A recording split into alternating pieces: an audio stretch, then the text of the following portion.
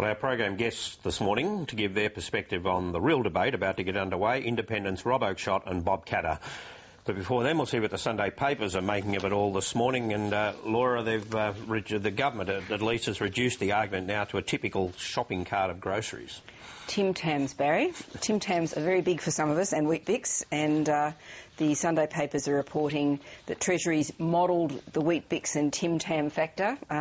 Weet-Bix per biscuit will rise by $0.00024 per Weet-Bix, and I think this sort of says a lot about this. I don't think anybody's modelling what it's going to do for the climate, for climate change, but we're talking about groceries, because this is all about killing off what they see as what the government sees as the vulnerability of this package, which is what Tony Abbott's been saying about it until now. And the figure that they're briefing on is a $200 shopping cart will increase by what, 80 cents? 80 cents, yes. 80 cents across the board. Okay, and Nikki, power prices, that's the one that'll hit hardest.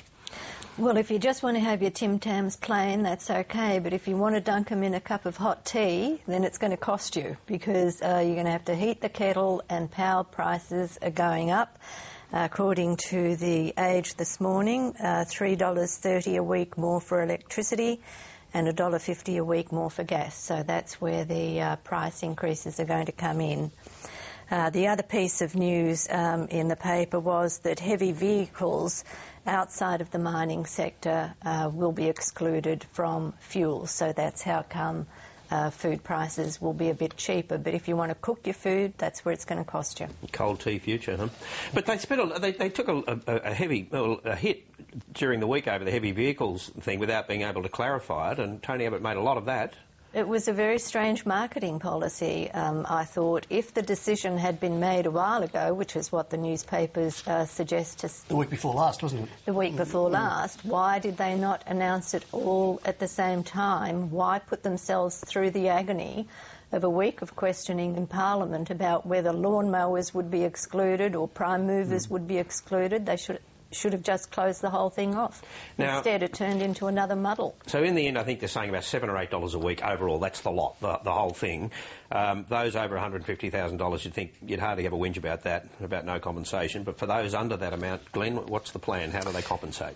Well, before I get to the plan, I must say that I don't eat Tim Tams or Weet-Bix, so I'm the constituency that Tony Abbott's going to be targeting. Go vegan. The new element, that's right, in today's coverage, Barry, is a tripling of the tax-free threshold up to $18,000. This has not come out before. This is a new element. And clearly what Julia Gillard wants to be doing here is saying, not only am I compensating for the carbon tax, but I'm introducing a bit of Ken Henry-inspired structural reform here to the taxation system to encourage these people back into work. So she's trying to make it look like not only a new tax, but also tax reform. So she's broadening the agenda, which I think shows just how desperate the government is to make this as benign as possible and to look like it's real reform. But is it real reform? It's permanent. Well, I suppose you could say it's real reform, but I suppose the interesting thing is, remember Ross Garnaut suggested there should be tax cuts and major reform a few months ago, and the government went with that for a couple of days, and then it decided it wasn't real reform and it wasn't really going to broaden out the agenda. Look, if they do lift the tax-free threshold, though it looks like it's more like a low-income tax offset arrangement since it won't apply to everybody, that is a significant reform. But I just think that on a package which is already so complicated, you just think this sounds like the whole resource super profits tax idea all over again. You might remember when they first announced that, the government thought that the punters would only be interested in the fact that the resource super profits tax would deliver superannuation and various other benefits.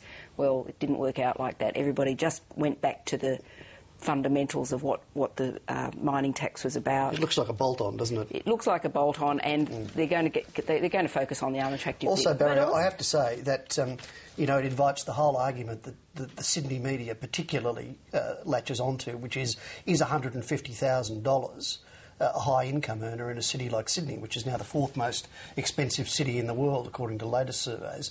And of course, as Laura said, there'll be tax offsets for higher income earners, so they're not going to benefit from this but you're threshold. talking $7 or $8 a week for those on 150.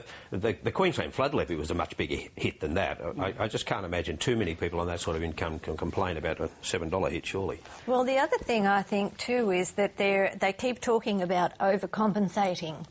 And, you know, what I think is we're going to have another set-top box syndrome where people are going to be saying, you know, well, how come you're giving me all this money for nothing? What's the catch? It's also the fundamentals here. I mean, this is a tax, apparently, that's going to cost more than it raises. I mean, people are going to be suspicious, surely, about this, saying, what gives here? I mean, a tax should cost us money. And what is the point of it? Yes. You know, if we're going to be overcompensated, then what is the point of introducing a carbon tax? Tony Abbott's point about this is a giant money go-around. Yeah, because industry are being hit. That's the answer to it. That's the answer, which will come out today. Yeah, and we'll have a listen now to what the two leaders had to say as they were out and about yesterday. Democracy is not one long opinion poll. And on climate change, Labor chooses to lead because democracy is about leadership. And friends, we know we must lead because the science says we must. My fight is only just beginning. I say to Labor members of Parliament, they ain't seen nothing yet. If they think I've been busy going around the country over the last 4 months, they have not seen anything compared to the storm of protest which I will be unleashing on their seats. So Tony Abbott there, and Laura, give us the example of the cement factory in the Telegraph today, which I think gives you a sense of the potential for scare campaigns. Yes, Barrie, Candos is a town in the New South Wales central west, which supplied the cement for the Harbour Bridge and lots of buildings around Sydney. They're announcing the town cement plant will close in 4 months after Cement Australia said the carbon tax would exacerbate pressures on the business. Now, I don't think even this story is suggesting that the cement factory is closing. The headline does. Exactly. The headline says town that built Sydney sinks under carbon tax slug. But I don't think there's anything that suggests that this wasn't going to happen anyway. But all sorts of catastrophes will be now blamed on the carbon tax. Well, if they're blaming it 8 months ahead of the tax coming in, that's they're closing in 4 months' time. Imagine what they'll do for factories that close down after July next year. Wouldn't be a paper section without looking at or recording the final edition of a newspaper, and that's the one in Britain, The End of the World, the news of the world. After 168 years, and on the front page they say, we finally say a sad but very proud farewell. Well, let's see what their competitors say about that. And they don't really agree. Hacked to death is one. Goodbye, cruel world. And the paper that died of shame. So, not a lot of sympathy from their competitors. No, but it's an extraordinary event. 168 years old. Huge circulation. Still has the record for the biggest print run of all time, which was over 8 million. But look, I think the challenge here is for Rupert Murdoch to prove that this was a culture that was confined to the news of the world and certainly hasn't spread to his Australian operations. That's certainly the challenge. Well, that's the Sunday papers, and we'll now talk to a couple of key independents. Rob Oakeshott, who was part of the multi-party committee that helped devise the government's plan, and then we'll talk with Bob Katter, who was elected as an independent, has now formed the Australian Party. But first, Rob Oakeshott in Canberra, good morning.